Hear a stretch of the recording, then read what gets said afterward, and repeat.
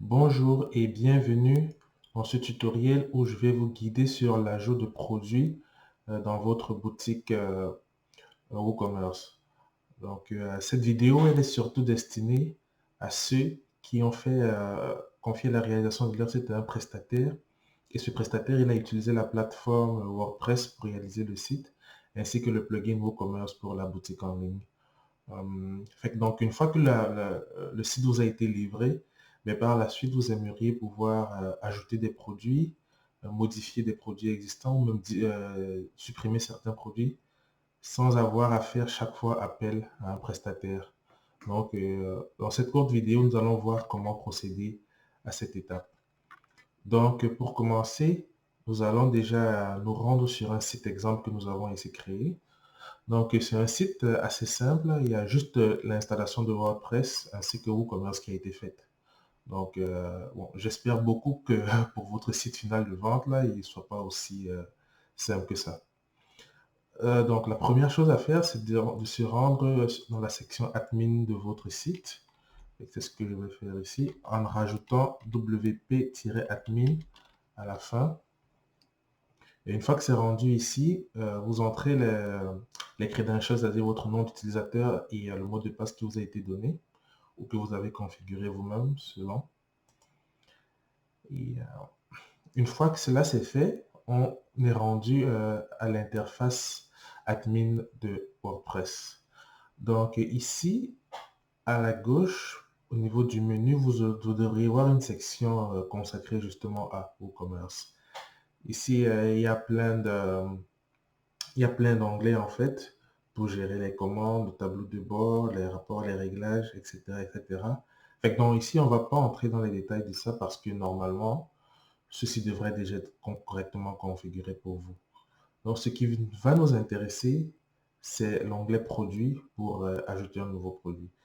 Donc pour se rendre à l'ajout de nouveaux produits, vous pouvez passer ici et directement cliquer sur ajouter ou bien aller dans l'interface tous les produits. En haut, vous devriez voir un bouton ajouter, ajouter un nouveau produit. Donc ici, vous devriez avoir un bouton comme ça, ajouter. Bon, il y a d'autres options qui existent là, mais ce ne sera pas l'objet de cette vidéo. Donc, ce qui nous intéresse, c'est lui ici, ou alors de simplement cliquer ajouter ici. Là, une fois que ça c'est fait, on entre dans le fond dans la page où on réalise l'ajout. Donc la première chose consiste évidemment à nommer le produit. Euh, bon, vu la situation mondiale, mettons, on va prendre un exemple de la vente de masques. On va dire masque de protection. Une fois que ça c'est fait, on peut se rendre à la partie description du produit. Dans le fond, il y aura deux endroits pour ajouter des descriptions. Il y aura ici et ici. Donc, la description courte, c'est un texte qui apparaît vis-à-vis de l'image de vos produits. Donc, sur le rendu final, on va voir, vous allez mieux comprendre ce que ça veut dire. Donc, pour la description courte du produit, on peut le faire court, comme il l'indique, et préciser, je ne sais pas moi, masque homologué. Masque homologué par les autorités mondiales. Et dans la description longue qui apparaît ici, là, on va essayer de vendre un peu plus le produit. Donc, peut-être préciser son origine, ses caractéristiques. Peut-être essayer également de mettre des mots-clés pour histoire d'améliorer également le référencement. Donc, bon, pour les fins de démonstration, masque fabriqué par une entreprise locale. Je sais pas moi, bloque 100% des bactéries. Et ainsi de suite, ainsi de suite. Donc, c'est ça. Donc, c'est vraiment ici qu'on va mettre la description de notre produit. Entre ces deux sections, il y a une partie qui concerne les données de notre produit. Euh, Au niveau des données, la première chose, c'est de sélectionner le type de produit que c'est. Alors, au niveau du type de produit, on a des produits simples, produits groupés, produits externes ou produits variables. Les deux qui sont le plus utilisés en général, c'est produits simples et produits variables. Euh, un produit simple, en fait, c'est un produit qui existe comme par lui-même. Il y a pas de déclinaison du produit, on peut dire comme ça. Alors qu'un produit variable, en fait, c'est un produit qui existe et avec des déclinaisons. Alors, on peut par exemple penser à un habit, un t-shirt. On va avoir la taille S, on va avoir du médium, on va avoir du large, on va avoir du XL. Fait que donc pour le masque, on va choisir produit simple. Euh, et ensuite, au niveau du général, ben, la première chose, c'est le prix, qui peut mettre 10 $. Ensuite, il y a le tarif promotionnel. Fait que si on fait une solde, on peut fixer le prix de la solde, peut-être à 8 $. On va le laisser vide pour le moment. Mais il y a moyen de fixer des soldes, il y a moyen de planifier des soldes et de planifier la durée de la solde. Donc, mais pour le moment, on va dire qu'il n'y a pas de solde. C'est taxable. Et au niveau de la classe de taxe, ça c'est des options un peu plus avancées. Bon, pour le moment, on peut laisser tel quel. Après, au niveau de l'inventaire, euh, il faut donner ce qu'ils appellent UJS, une sorte de code en fait unique au produit. Euh, Fait que bon, on va le faire simple. Là, c'est on donne le nom qu'on veut. Il faut que ce soit comme unique pour chaque produit. On va y aller avec ça. Et pour la gestion de l'inventaire, est-ce qu'on veut gérer l'inventaire, c'est-à-dire connaître le nombre de stocks? Ben oui, c'est toujours mieux. On va préciser qu'il y a une centaine de masques en inventaire. Et au fur et à mesure que les gens vont acheter, ben, ce nombre va diminuer pour éventuellement atteindre zéro. Ce qu'on veut bien évidemment. Euh, Autoriser les commandes en réapprovisionnement, ça c'est une option pour dire que s'il n'y a pas le produit en stock, on permet au client de passer la commande. Euh, bon, on peut l'autoriser, on ne veut pas l'autoriser.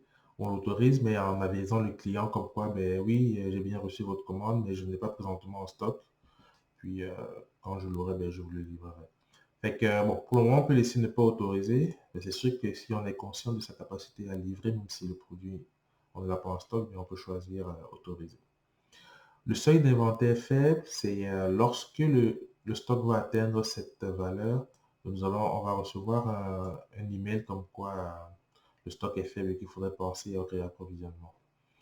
Puis, cette dernière option, lorsqu'elle est cochée, fait en sorte qu'on ne peut vendre qu'un seul exemplaire du produit. Je ne pense pas que ce soit ce qu'on veut ici, fait qu'on va le laisser tel quel. Au niveau de l'expédition, on peut spécifier ici les, le poids et les dimensions, tout ça, pour l'expédition, pour la compagnie qui va s'en charger. Fait que ça, on va rendre des valeurs. Je sais pas, on peut mettre 2 ici, puis bon. C'est sûr il faut bien évidemment que ces valeurs soient le plus précis possible. Et si je mets juste des valeurs pour des fins de démonstration, mais c'est sûr qu'on va pas s'amuser à livrer, je sais pas moi, un lit, puis on va mettre 10 cm de dimension. Et pour la classe de livraison, bon, sur des options un peu plus avancées ici, on ne touche pas à ça. On va les laisser tel quel. Les produits liés, soit il y a des montées en gamme de vente croisée. Ça permet en fait de dire que si tu achètes tel produit, ben, il y a de fortes chances que celui qui a acheté ce produit, ben, il est intéressé par cet autre type de produit aussi. Bon, c'est sûr que quand on fait les associations, on peut le mettre. Donc ici, monter en gamme, c'est ça. Donc si on veut proposer, si c'est pas moi, ça c'est un article de milieu de gamme, puis on voudrait proposer un article plutôt haut de gamme, fait qu'on pourrait le spécifier ici. Ou bien les ventes croisées, c'est si quelqu'un achète par exemple un téléphone, mais en vente croisée, ben, il y aura de fortes chances qu'il veut acheter une coque pour protéger ce téléphone-là. Fait que ce serait de le spécifier ici. Fait que dans le niveau de la vente croisée pour le masque, euh, un peu plus tôt, juste avant de partir la vidéo, ben, j'ai procédé à l'ajout d'un produit comme le gel. Fait qu'on va faire... Oula, non, on n'arrive pas à le trouver. On va essayer comme ça. Ouais, liquide gel. Puis on va le spécifier ici. Au niveau des attributs, pour le masque, on ne va pas en spécifier, mais on reviendra un peu plus tard en fait sur les attributs. Puis les options avancées, bon, pour ne pas toucher à ça, c'est correct. Ici, activer les avis, bien, ça permet aux utilisateurs de donner une note ou de laisser des commentaires par rapport au produit. Donc, une fois que ici, c'est fait, on on peut se rendre au niveau des options dans la partie droite et au niveau des catégories de produits. Donc, ici, soit on peut voir une catégorie existante ou bien on peut procéder à l'ajout d'une nouvelle catégorie. Bon, ici, normalement, il y a déjà une catégorie qui existe pour ce produit, c'est santé. Puis, vous voyez ici, il y a également une arborescence, fait qu'on peut procéder à un produit, puis une catégorie, puis une sous-catégorie. Donc, ici, nous avons la catégorie santé qu'on va cocher. On peut également préciser des tags, en fait, pour le produit. Fait un tag intéressant dans ce cas-ci, ce serait Covid. Puis, c'est sûr qu'ici, ce serait également important d'avoir des mots-clés qui sont reliés au produit que l'on veut vendre pour nous permettre d'être trouvés facilement lorsque les gens font une recherche sur Internet. Puis, une dernière étape très importante, c'est de choisir l'image du produit. Donc ici, on peut choisir l'image principale et ensuite choisir des images secondaires pour notre produit.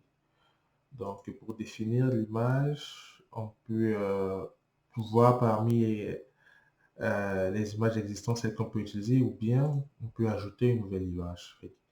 Ici, nous allons ajouter une nouvelle image qui se trouve dans le texte. Là, je vais sauvegarder ici, puis je vais prendre ça. Une fois que l'image apparaît, on la définit comme l'image produit. Puis, on peut rajouter une autre image pour notre produit. On va rajouter celle-ci aussi.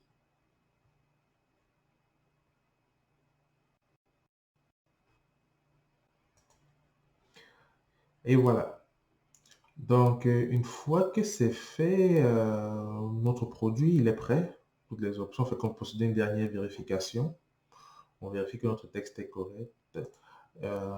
Bon, j'avais oublié de... c'est sûr que ici, il y a un éditeur de texte. Et bon, on ne focalise pas sur ça, mais il y aurait moyen, évidemment, d'ajouter un peu de style ici. Mais normalement, à cette étape-ci, c'est quelque chose qui devrait déjà également avoir été bien fait avec votre prestataire et tout. Fait que, donc, ça juste à des fins de test, là, où on a juste mis cette petite phrase. Pas très significative en passant, mais ça, juste pour un petit test. Et donc, voilà, une fois que c'est fait, on peut passer à la publication. Et qu'on clique sur le bouton publier ici.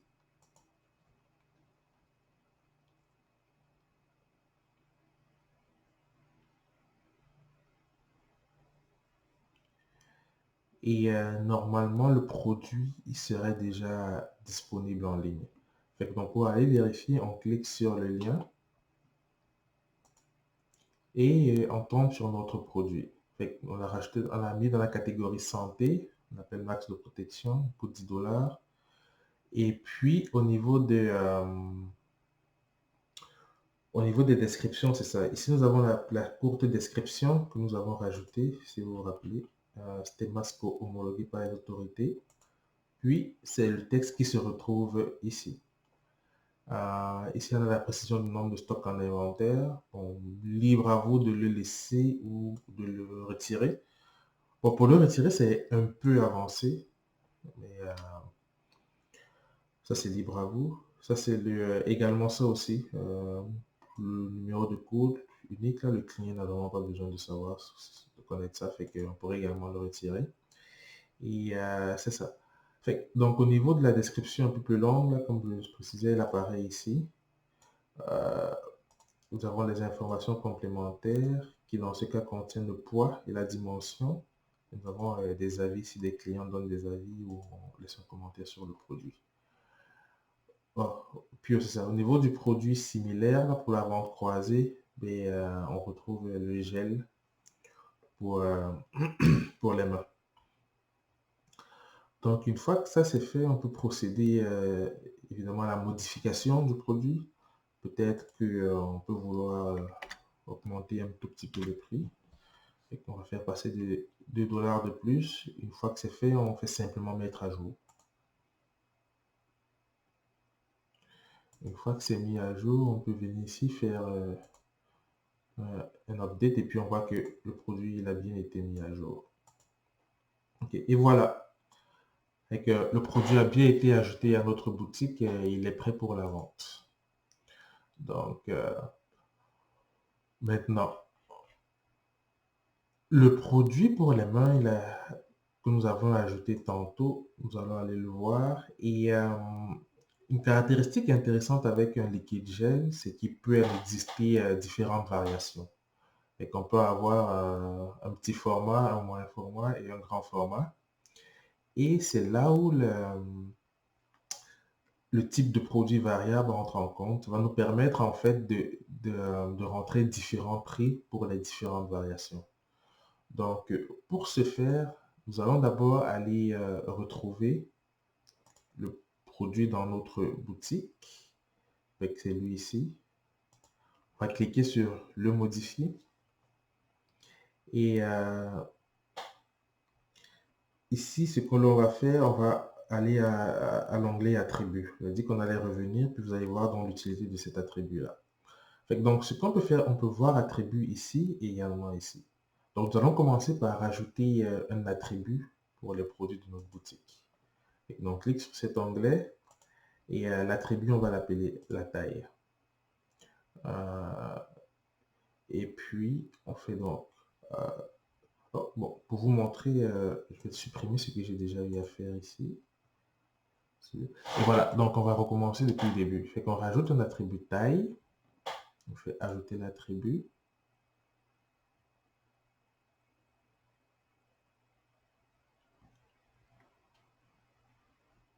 Oh, ça prend un peu de temps. Voilà. Donc, une fois que l'attribut a été ajouté, la partie intéressante, c'est de configurer les termes ici. Donc, on clique sur ce bouton. Et là, nous sommes en mesure justement d'ajouter les différentes déclinaisons de la taille. Fait que la première, plutôt que taille, on aurait pu choisir format. Peut-être ça aurait été un peu plus adéquat. Fait que, on peut dire format le petit. Au niveau du slug, on peut donner le même nom. La description, au niveau de la description, peut-être spécifier, je sais pas moi, le contenant, le volume de cet article. Fait que là, je vais dire n'importe quoi. Je peux dire 200 ml. Je sais pas si ça fait du sens, mais fait qu'on ajoute. Fait qu'une fois que c'est fait, on l'ajoute. Le petit. Après, on rajoute le moyen. Le moyen. Et pour le moyen, on va dire 500 ml. Et après, on rajoute le format grand. Le grand, on peut dire 1 litre. Puis ajouter un nouveau. Voilà. Une fois que ça c'est fait, on peut revenir à l'onglet attributs. Et en fait, normalement, il y aurait moyen de procéder à la modification, peut-être changer de taille par format. Ça me semble un peu plus judicieux dans ce cas-ci. On le met à jour.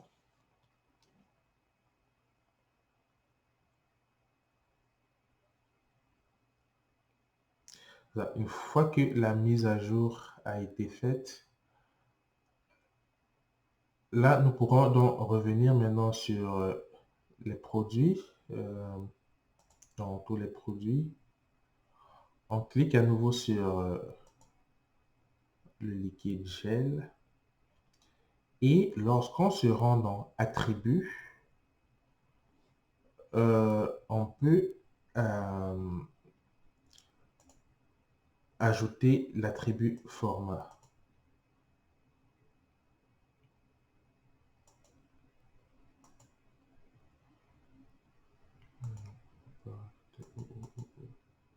Non, il ne veut pas le rajouter. Un instant. Donc, si je m'en vais dans Attributs,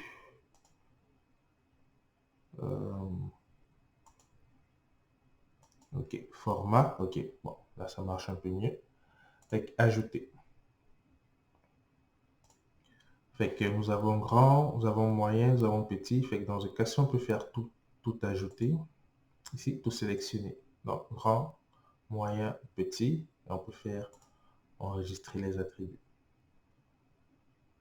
Fait qu'une fois que ça c'est fait, on peut mettre à jour le produit.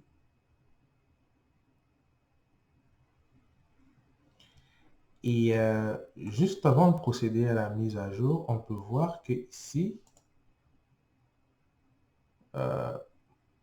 ok, non, ça les informations que j'avais réalisées avant. Fait une fois que nous faisons la mise à jour,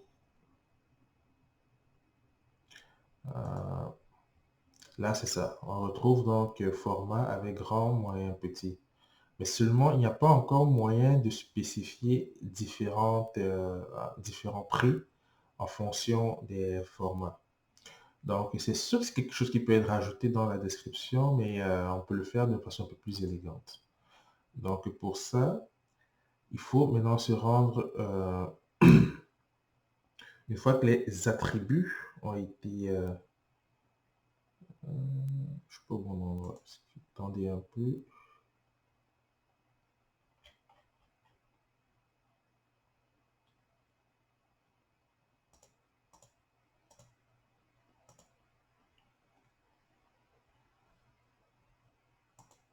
Ok, ah non, c'est ça. Excusez. Donc, c'est ça pour voir les attributs qui ont déjà été ajoutés. Il faut cliquer sur le petit bouton étendre ici.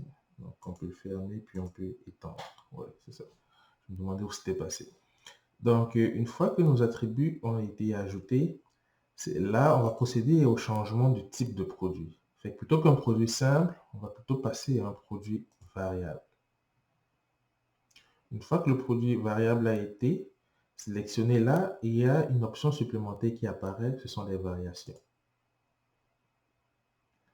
Donc, et là, il me dit, avant de pouvoir ajouter une variation, vous devez ajouter des variations d'attributs dans l'onglet attributs. Fait que dans le fait de changer de produit simple à produit variable, ça a effacé les attributs que j'avais déjà configurés. Fait que, on revient sur attributs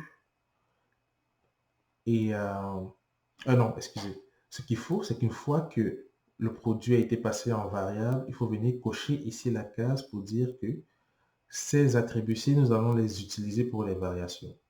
Parce qu'en fait, évidemment, on peut avoir des attributs qu'on précise, mais on ne les utilise pas pour les variations. On ne voudrait pas forcément avoir... si je prends par exemple un attribut comme la couleur, un attribut qui est disponible en bleu, blanc, rouge, vert, ben, c'est sûr qu'on ne voudrait pas... Si le prix ne varie pas en fonction de la couleur, c'est sûr qu'on ne voudrait pas utiliser cet attribut-là pour décliner des variations. Mais dans le cas de notre attribut format, c'est quelque chose que l'on voudrait. Et qu'on vient cocher ici, on enregistre. Et lorsqu'on revient sur variation, on peut effectivement ajouter maintenant une variation. Fait qu'ici, on va dire créer les variations pour tous les attributs. Et on va sélectionner.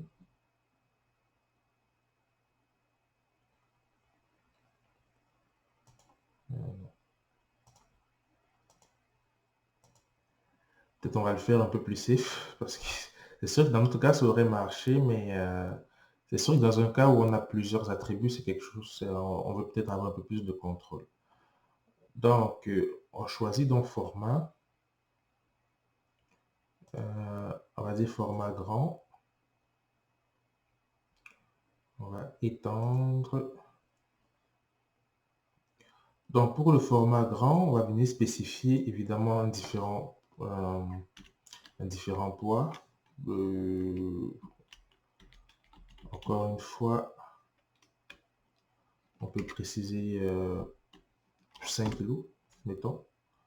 On va doubler. 10, 4, 20. Ici, on va garder identique aux parents, identique aux parents. Ici, on peut rentrer une description textuelle. On peut repréciser, c'est le format de 1 litre. Format de 1 litre, par exemple. On enregistre le changement. Et là, on vient de créer la variation. Et là, il y a quelque chose qui n'a pas été fait, c'est de spécifier le prix. On va étendre. Et oui, ici. Donc, le prix, on va mettre 20. On va enregistrer le changement. Et la variation, elle a été créée. On peut la retirer si on est plus intéressé, mais pour le moment, on va la garder. Et puis, on va ajouter une autre variation.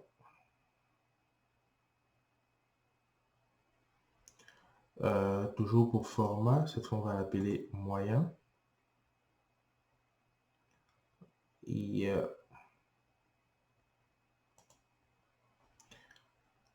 on va spécifier un prix, on va mettre 15 en inventaire. Poids, on va mettre, je pense, on met 3. On va dire format 500 ml.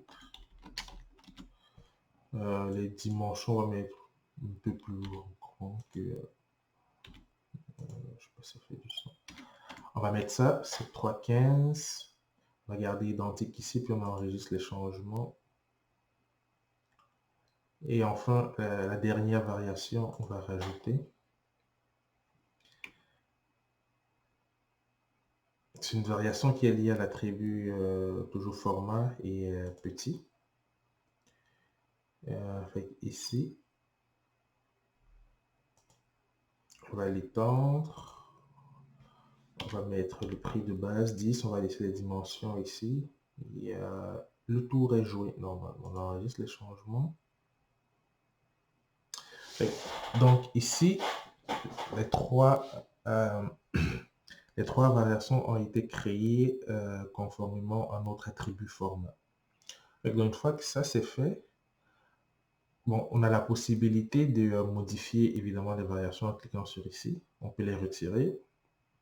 On peut ajuster le prix, on peut changer les dimensions, on peut changer la façon de la méthode de livraison, etc., etc.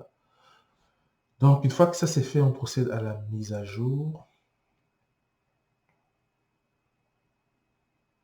Et on peut se rendre sur le site pour voir notre produit maintenant. Donc, je clique ici, je ferme ça. Et là, on voit que l'attribut a été rajouté. Et nous devons choisir une option avant de pouvoir acheter ou procéder à la suite. Fait qu'on peut choisir un moyen.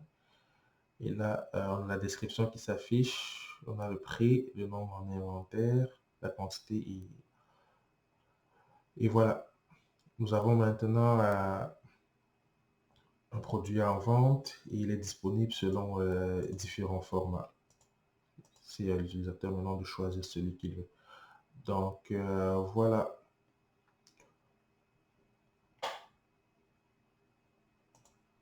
Donc, nous arrivons maintenant au terme de cette vidéo consacrée à l'ajout des produits dans votre boutique. J'espère que cette vidéo vous a plu. Si vous avez des questions, peut-être des précisions, n'hésitez pas de commenter, puis nous contacter, puis nous ferons plaisir de vous répondre. Merci.